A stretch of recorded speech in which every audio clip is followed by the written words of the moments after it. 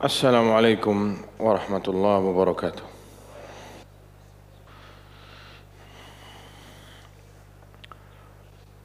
Innal hamdalillah nahmaduhu wa nasta'inuhu wa nastaghfiruh wa na'udzu billahi min shururi anfusina wa min sayyiati a'malina. Man yahdihillahu fala mudilla lahu wa man yudlil fala hadiya lahu.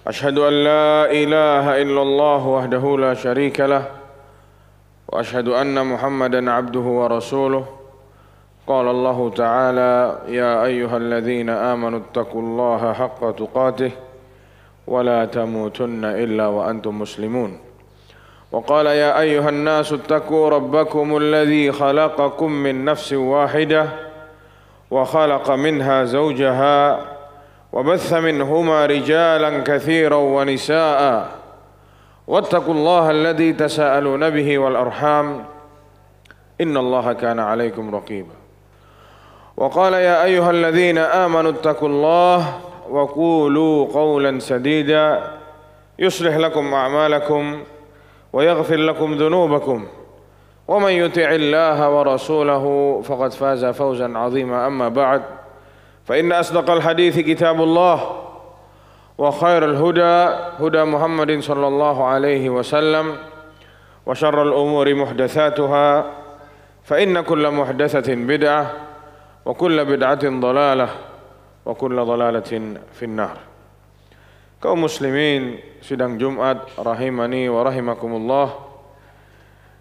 Kita panjatkan puja dan puji syukur kita kepada Allah Subhanahu wa taala atas segala yang telah Allah limpahkan kepada kita dari karunia, rahmat, kesehatan, dan yang lebih penting juga keimanan kita yang menuntun kita menuju ke masjid ini demi menjalankan satu kewajiban bagi setiap lelaki, yaitu salat Jumat. Semoga Allah Subhanahu wa taala memberikan pada kita semua keistiqomahan hingga ajal menjemput kita kelak. Salawat serta salam tak lupa kita curahkan kepada Nabi kita Muhammad sallallahu alaihi wasallam dan juga kepada keluarga beliau, istri-istri beliau, dan kepada para pengikut beliau dengan baik sampai hari kiamat. Kaum muslimin sidang Jumat rahimani wa rahimakumullah, jika kita perhatikan di zaman atau di akhir-akhir ini betapa banyak kaum muslimin yang sudah kembali, kaum muslimin yang berhijrah, kaum muslimin yang sudah merubah dirinya menuju jalan kebaikan. Yang dulunya mungkin tak sholat, yang dulunya mungkin jauh dari agama, sekarang mereka berbondong-bondong datang. Mereka berbondong-bondong kembali kepada Allah Subhanahu wa taala. Mereka berbondong-bondong menuju ridha Allah Subhanahu wa taala. Namun tak sedikit dari mereka yang putar balik. 1 tahun, 2 tahun mereka berhijrah, memutuskan untuk kembali kepada Allah, untuk bertaubat.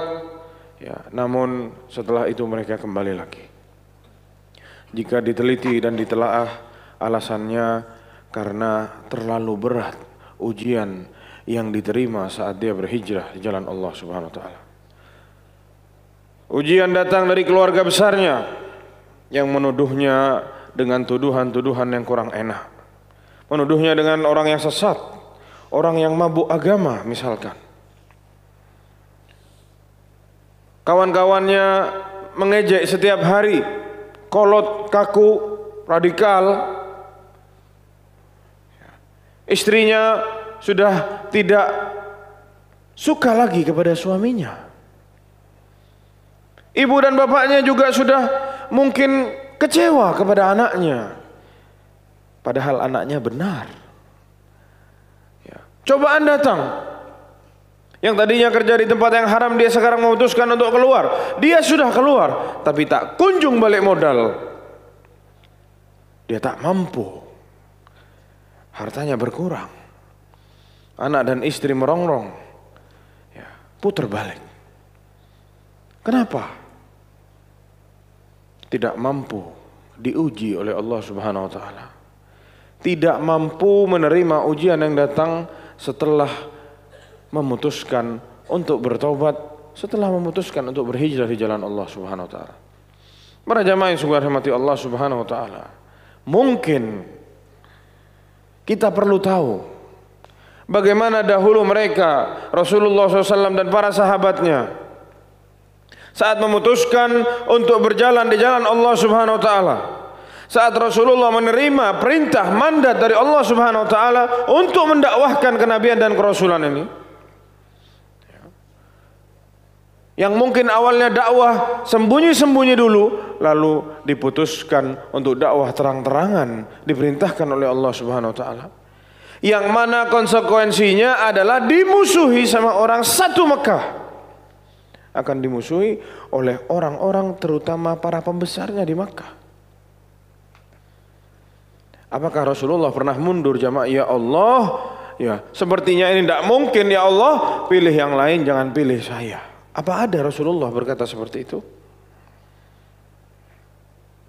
Para jamaah, ya, Rasulullah SAW sudah diberi stempel Al-Amin karena dikenal sebagai orang yang jujur, amanat, ya, orang dengan akhlak yang mulia dari keturunan yang nasabnya tinggi. Siapa yang tidak kenal dengan Muhammad bin Abdullah bin Abdul Muttalib? Ya, sampai dikatakan oleh para ahli sejarah, kalau memang Rasulullah SAW itu minta kedudukan, ya, tidak perlu Rasulullah itu ngaku-ngaku jadi nabi, tidak perlu. Kenapa? Karena keturunannya sudah keturunan orang hebat. Tinggal lanjutkan saja apa yang sudah dimiliki oleh kakeknya Abdul Muttalib. Semuanya mengakui seperti apa kehebatan dan sepak terjangnya Abdul Muttalib. Namun ini beda. Ini perintah Allah Subhanahu wa taala. Rasulullah harus menerima itu dan menyampaikan itu. Sama seperti kita, Allah perintahkan kita untuk bertobat kepada Allah. Fafirru ilallah, kata Allah, lari menuju Allah Subhanahu wa taala. Allah perintahkan kita para jamaah sekalian. Ya. Dan mungkin tidak seberat apa yang dialami oleh Rasulullah SAW. Kita lihat para jamaah sekalian, apa saja yang dialami oleh Rasulullah SAW. Kalau kita teliti di kitab sirah, ya, yang sangat banyak itu, kita akan temui cobaan yang diterima oleh Rasulullah itu ada dua jenis. Cobaan yang pertama, cobaan secara mental, psikolognya Rasulullah SAW yang diuji sama mereka. Yang kedua, cobaan secara fisik, gangguan secara fisik. Ya. Dan ana tidak yakin ada orang zaman sekarang yang berhijrah diuji fisiknya. Ana tidak yakin itu.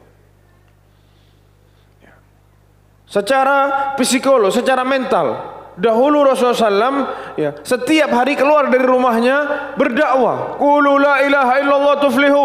Katakanlah kalian la ilaha illallah, kalian akan berjaya, kalian akan bahagia. Terus masuk ke pasar, di gang-gangnya pasar Rasulullah bilang, Qulu la ilaha illallah, katakanlah la ilaha illallah, kalian akan bahagia. Ya. Dan pamannya, kita lihat, cobaan itu datang dari keluarga.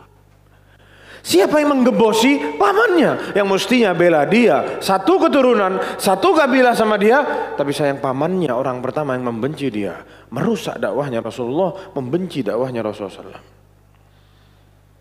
Ya. Dikatakan oleh seorang sahabat yang pada waktu itu dia masih belum masuk Islam, dia lihat ada orang di pasar bilang la ilaha illallah, katakan la ilaha illallah. Ya, dia bingung, siapa orang ini? Dan setiap orang ini pergi kemana-mana, mesti di belakangnya ada yang ngikutin.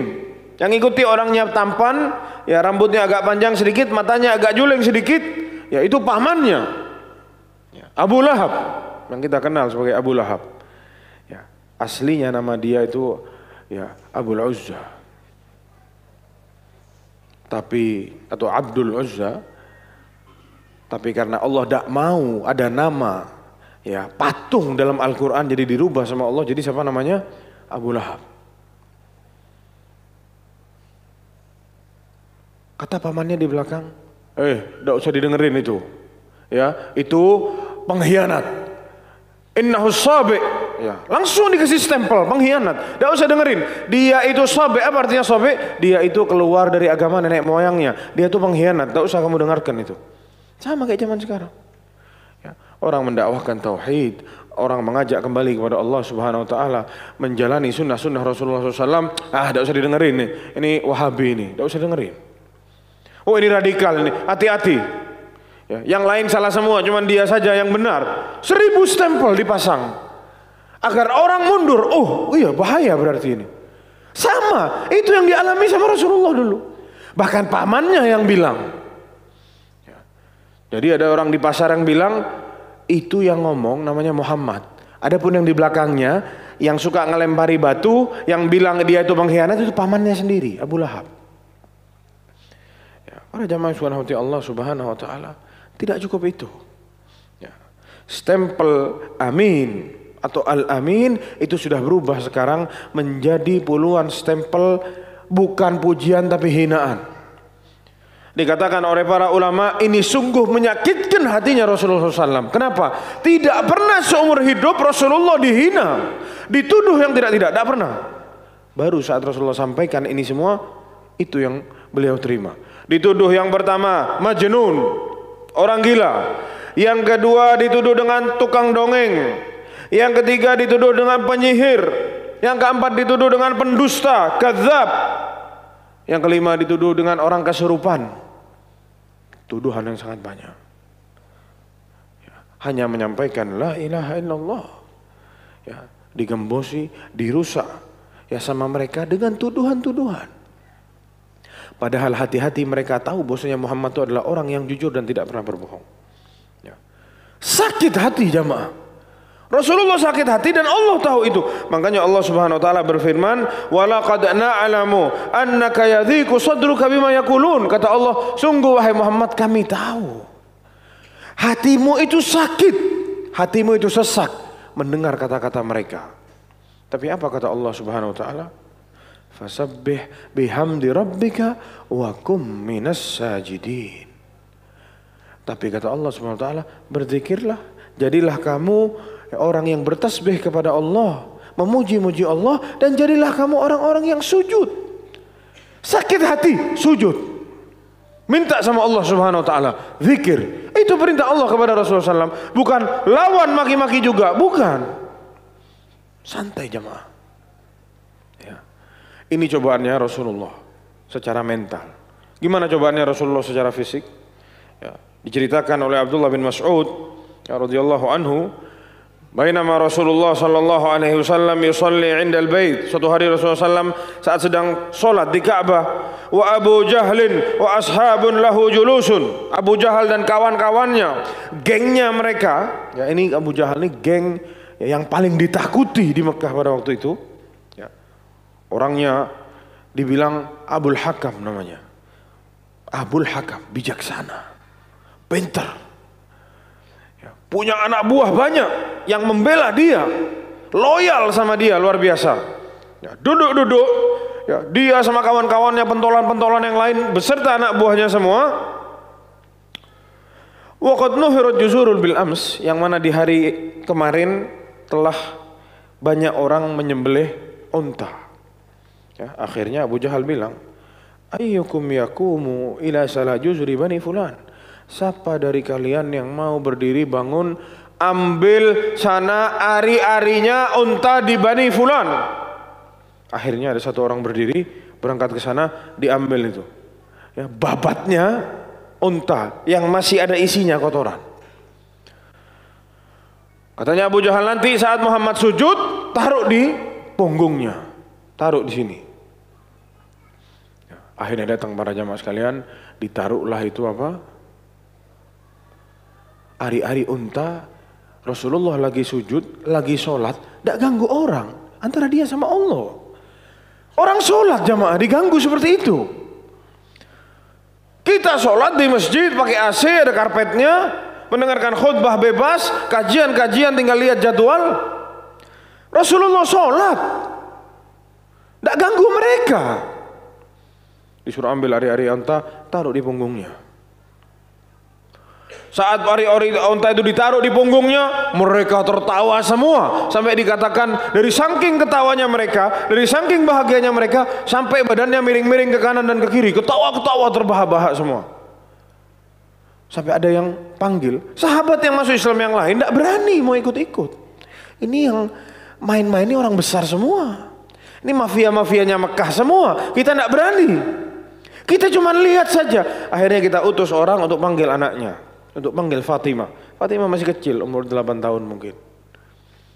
Itu bapaknya lagi sholat, dikasih ari-ari unta, lari Fatimah keluar rumahnya. Disinggirkan sama Fatimah, terus Fatimah pergi ke orang-orang yang ketawa-ketawa itu, dimaki-maki sama Fatimah satu-satu.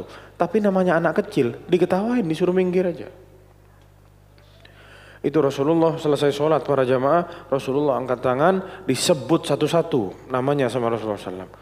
Allahumma alaika bi Quraisy, ya Allah aku serahkan Quraisy kepadamu ya Allah. 3 kali Rasulullah ulang dan Rasulullah ulang. Allahumma alaika bi Abi Jahl, Allahumma alaika bi Umayyah bin Khalaf.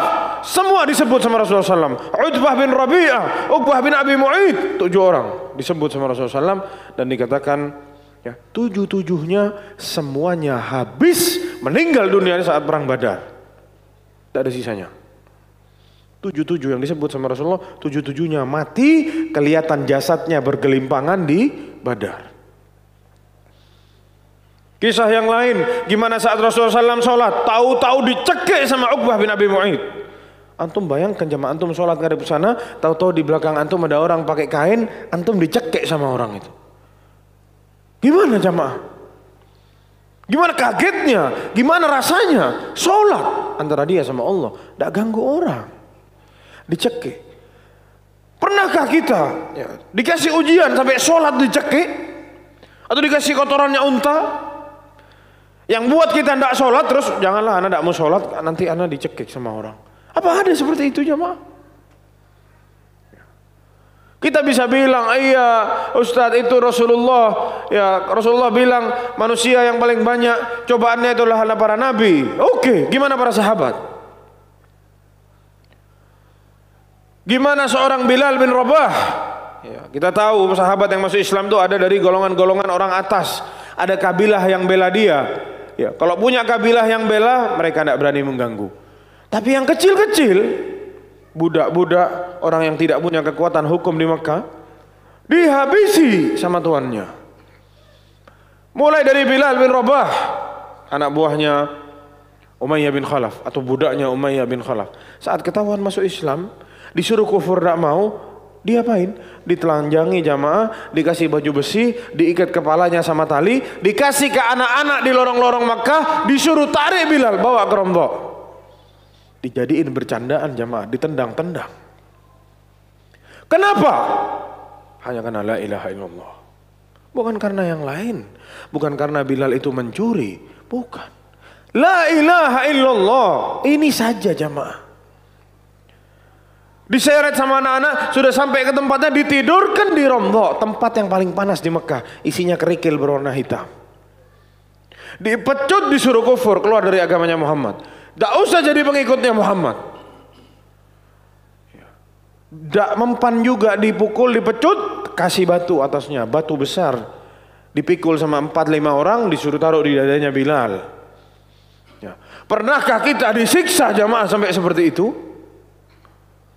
Sehingga karena ada ujian-ujian sedikit terus kita putar balik. Gimana ceritanya Ammar bin Yasir? Anak, ibu dan bapak sekeluarga disiksa hanya karena la ilaha illallah. Sampai Ammar tidak tahu apa yang diomongin, apa yang diucapkan, dari saking dahsyatnya ujian yang diterima. Ibunya ditombak kemaluannya di depan wajahnya sendiri. Pernah kita seperti itu jamaah? Bapaknya yang sudah tua renta sampai mati karena tidak mampu, dijemur setiap hari, tidak dikasih minum cuma sedikit, hanya agar tidak mati, agar merasakan azab. Gimana seorang Khabbab ibnul Ard yang dikatakan manusia yang paling dahsyat disiksa sama orang kafir Quraisy. Tidak ada yang sisaannya lebih dahsyat dari Khabbab. Ya, Khabbab, ya, budak dibeli sama seorang wanita namanya Ummu Anmar, bukan Ammar tapi Anmar. Yang mana Khabbab ini bekerja sama wanita ini menjadi pandai besi, ya, bikin pedang. Yang mana kita tahu orang zaman dulu kalau pandai besi bikin pedang, kerjaannya itu di hadapannya bara api. Besinya dilunakkan di api baru dipukul supaya bisa jadi pedang. Saat tuannya dengar Khabbab masuk Islam, didatangin sama tuannya. Ana dengar kamu masuk Islam. Iya, ana ikut Muhammad. Diancam sama tuannya, segera keluar dari situ, jangan ikut-ikut Muhammad, kembalilah kamu menyembah Lat wal Uzza. Kata dia, saya tidak mau. Saya sudah yakin kepada apa yang saya pijaki sekarang. Itu tuannya jamaah, dipanggil sama dia orang-orang yang sangat banyak, anak buahnya semua, didatengin Khabbab lagi, dipegangin, disuruh lepas bajunya. Khabbab, kalau kamu tidak keluar, saya panggang kamu di api-api ini. Saya tidak keluar. Dipanggang jamaah di api. Dipegangin, dibuka bajunya jamaah, ya, dikeroyok rame-rame, dipegang, dia tidak bisa apa-apa. Ditaruh itu punggungnya di bara api. Katanya tuannya, saya tidak akan lepas kamu wahai Khabbab sebelum atau saat jika saya masih mendengar suara tashish al-lahm, suaranya daging yang kena api. Shhh, ada suaranya. Selama masih ada suaranya, saya tetap akan taruh kamu di sini sampai kamu kufur kepada Muhammad. Khabbab tidak bergeming jamaah. Ya. Gosong punggungnya, bukan tangannya. Bukan disundut sama rokok, tidak. Punggungnya gosong. Sampai air yang ada di badannya itu yang buat mati bara yang ada di situ. Ini para jamaah sekalian, ya potret sahabat yang mungkin baru 3 orang atau 4 orang saja yang ana sebutkan di sini.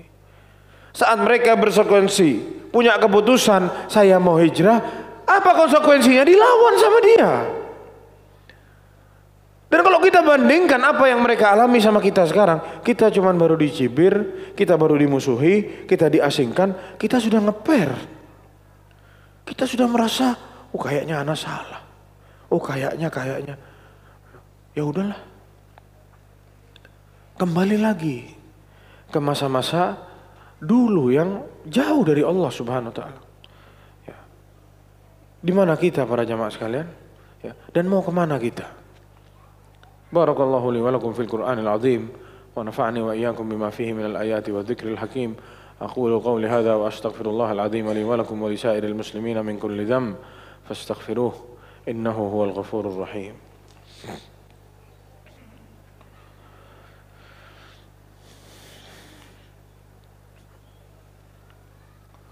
Alhamdulillah Rabbil Alamin, wassalatu wassalamu ala ashrafil anbiya'i wal mursalin, nabiyina Muhammadin wa ala alihi wa sahbihi ajma'in. Para jemaah yang dirahmati Allah Subhanahu wa taala, ada satu riwayat yang datang dari orang yang paling dahsyat disiksa oleh orang kafir Quraisy. Khabbab ibn al-Arad radhiyallahu anhu yang sudah kita kisahkan barusan kisahnya. Karena dahsyatnya apa yang beliau alami, beliau datang ke Rasulullah sallallahu alaihi wasallam. Kata Khabbab, syakauna ila Rasulillah sallallahu alaihi wasallam wa huwa mutawassidun burdatan lahu fi dhillil Ka'bah. Suatu hari kami ngadu ke Rasulullah SAW, ya, kami cari Rasulullah dan kami temui Rasulullah lagi tidur-tiduran di naungannya Ka'bah. Ya, Rasulullah pakai kain di kepalanya, tiduran di naungannya Ka'bah. Qulna lahu, kami katakan kepada Rasulullah SAW, ya Rasulullah, ala tastansir lana, ya Rasulullah, tidaklah engkau meminta kepada Allah agar Allah memenangkan kami? Ala tad'ullah, apakah engkau tidak berdoa kepada Allah minta supaya kita ini berhenti disiksa? Terlalu dahsyat wahai Rasulullah. Ya, ini yang mau disampaikan sama Khabbab. Tapi Khabbab bilang, ya Rasulullah, kapan minta doa ke Allah? Tolong doa sama Allah, minta supaya kita ini tidak disiksa gini terus. Ya. Para jamaah, ya, Rasulullah itu bukan terus berdoa, Rasulullah itu marah. Ya, wajahnya merah. Dengar apa yang diucapkan sama Khabbab ini. Ibarat kata kalau kita mau artikan, kamu ini baru punggungnya gosong, sudah bilang begitu. Kita gosong tidak, mati tidak, kelaparan tidak, setengah mati tapi rasanya. Sahabat gosong punggungnya jamaah. Ya. Datang ke Rasulullah nih, orang yang sangat dahsyat diazab, datang ke Rasulullah minta doain, tolong sampai kapan kita disiksa kayak gini? Tolong ya Rasulullah, mintakan ke Allah. Kata Rasulullah SAW, kana ar-rajulu fi man qablakum yuhfaru lahu fil ard. Dahulu orang-orang sebelum kalian, ini Rasulullah sekarang mau kasih tahu bahwasanya ini ujian kalian, tidak ada apa-apanya. Ya. Orang sebelum kalian dulu karena keimanannya ada yang dikubur, disisain kepalanya saja. Ya. Fayuj'alu fihi. Ya. Orang itu dimasukkan, digali lubang, orang itu dimasukkan ke dalam lubang. Fayuji'u bil minsyar. Didatangkan gergaji para jamaah sekalian. Fayudha'u ala ra'sihi fayushakku bithnatain. Digergaji kepalanya sampai kepalanya belah dua. Wa ma yasudduhu dzalika an dinihi syai'a. Itu tidak membuat dia keluar dari apa yang dia yakini. Tidak merusak agama dia. Wa yumashshadu bi imshadil hadid ma duna lahmihi min 'azmin wa 'asbin. Ada lagi yang punggungnya dicabik-cabik sama besi sampai kulitnya terkelupas dan daging-dagingnya terkelupas semua, tersisa tulangnya saja di dalam. Ma yasuddu dzalika an dinihi. Itu tidak pernah membuat dia bergeming dari apa yang dia yakini dan dari agamanya. Ya. Wallahu, kata Rasulullah SAW, demi Allah, la yutimmanna hadzal amr. Ya, Allah akan menyempurnakan perkara ini sampai yasirur raqib min San'a ila Hadramut, sampai jika ada seorang sendiri jalan dari San'a menuju Hadramut, kira-kira jaraknya 800 kilo, jalan kaki sendirian, la yakhafu illallah, dia tidak takut melainkan hanya takut kepada Allah Subhanahu wa taala. Walakinnakum tastajilun, tapi kalian adalah kaum yang buru-buru. Kalian ini terlalu buru-buru minta kemenangan sama Allah, baru diginiin buru-buru. Ini sudah disiksa seperti itu, Rasulullah masih bisa berbahasa seperti ini. Terus gimana kalau Rasulullah ketemu sama kita bilang, ya Rasulullah, ana dicibir sama tetangga, ya Rasulullah di kantor ana diasingkan. Terus Rasulullah bilang apa kira-kira sama kita jamaah? Kalau seorang khabbab yang disiksa seperti itu minta doa, tolong ya Rasulullah doain ke Allah supaya kita berhenti di azab. Ini jawaban Rasulullah. Terus gimana kalau kita zaman sekarang minta hanya dengan perkara-perkara yang tidak ada artinya? Para jamaah subhanahu wa ta'ala, Allah subhanahu wa ta'ala, ingat dan pegang baik-baik. Ya. Siapa yang mengumumkan keimanannya, siapa yang mengumumkan taubatnya, mengumumkan hijrahnya, ingat, dia akan berhadapan dengan yang namanya ujian. Pasti karena Allah sudah katakan itu dalam Al-Quran. Surat Al-Ankabut ayat 2 dan 3. Allah SWT berfirman, ahasiban nasu ayyutraku ayyakulu amanna wahum la yuftanun. Apakah mereka para manusia mengira saat mereka bilang mengumandangkan aku telah beriman, terus mereka tidak diuji sama Allah Subhanahu wa taala? Ya, apakah itu yang mereka kira? Kata Allah Subhanahu wa taala, "Walaqad fatanna alladziina min qablihim." Kami telah menguji orang-orang sebelum mereka. Fala ya'lamannallahu alladziina shadaqu wa la ya'lamannal kadzibin. Allah akan tahu siapa yang hijrahnya jujur dan Allah tahu siapa yang bohong. Siapa yang ikut-ikut komunitas, siapa yang ikut tren zaman sekarang, Allah tahu. Allah tahu. Allah akan uji itu dan nanti itu akan membuktikan dia jujur atau tidak. Para jamaah subhanahu wa ta'ala, Allah subhanahu wa ta'ala, semoga Allah subhanahu wa ta'ala memberi pada kita semua keistiqomahan ya, atas apa yang kita jalani ya. Sebagaimana Rasulullah SAW mengajarkan kita suatu doa ya muqallibal qulub tsabbit qalbi ala dinik wa ya musarrifal qulub sarrif qalbi ala ta'atik.